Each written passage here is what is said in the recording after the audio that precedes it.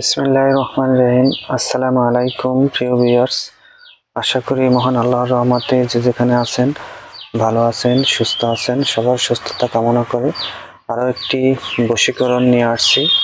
খুবই গুরুত্বপূর্ণ ভিডিও, সবাই আশা করি শুরু থেকে শেষ পর্যন্ত দেখবেন, এগুলো শুনবেন, অবশ্যই আপনাদের কাজে আসবে।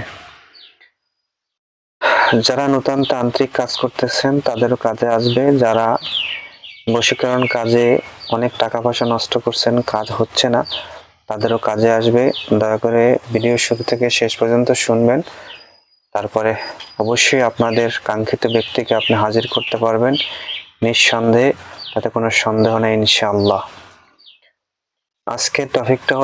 আজকের ভিডিওটা হলো বশীকরণ।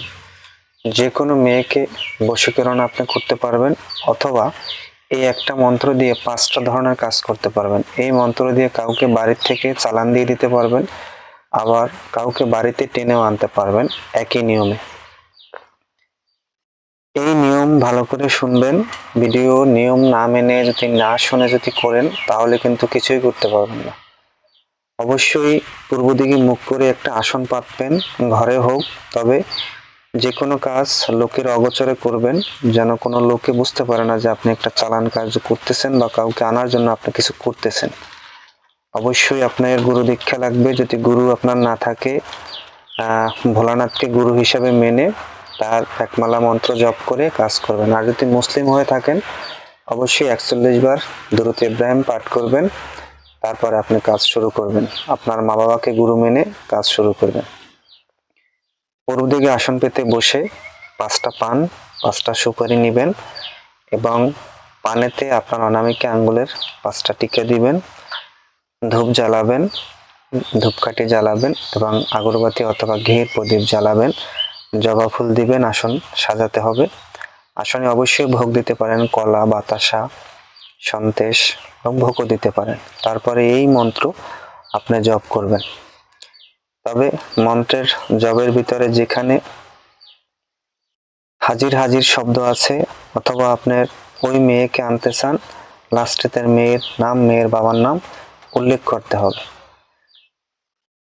করতে হবে যে তাকে আমি হাজির করতে চাই, আমার এই আসনে তাকে হাজির করো, এভাবে বলতে হবে।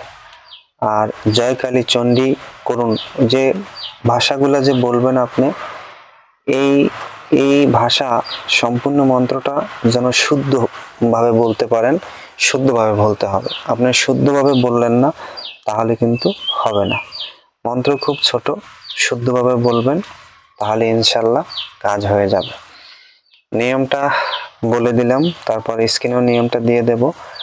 আর আমার মন্ত্র অনেকে কপি করে চ্যানেল খুলছেন, এটা কিন্তু হবে না, এটা কখনো করতে যাবেন না। আর আপনি এমনি নিয়ে কাজ করেন, কোনো আপত্তি নেই, কিন্তু চ্যানেল খুলবেন যে, তা কিন্তু কখনো আমি মেনে নেব না। আশা করি বুঝতে পারছেন। মগ্নিচালান বশীকরণ খুবই পাওয়ারফুল। মগ্নিচালান বশীকরণ, যাদের বশীকরণ কাজের জন্য অনেক কষ্ট করতেছেন, বশীকরণ কাজ হচ্ছে না, তারা এই মন্ত্র দিয়ে, স্বয়ং সিদ্ধি মন্ত্র, এই মন্ত্র দিয়ে আপনি বশীকরণ কার্য করতে পারেন নিঃসন্দেহে, কোনো সন্দেহ নেই ইনশাল্লাহ। যদি আরো কিছু জানার থাকে অবশ্যই কমেন্ট করবেন, জানার থাকলে অবশ্যই কমেন্টের রিপ্লাই দেওয়া হবে ইনশাআল্লাহ। সবাই ভালো থাকবেন, সুস্থ থাকবেন। আর এই মগ্নিচালান বশীকরণ কার্য, বশীকরণও করতে পারবেন, কাউকে বাড়ি থেকে বিতাড়িত করতে পারবেন, কাউকে টেনেও আনতে পারবেন। 5 রকমের কাজ এই মন্ত্র দিয়ে করা যায়। সবাই ভালো থাকবেন, সুস্থ থাকবেন। আজ এই পর্যন্ত। আসসালামু আলাইকুম।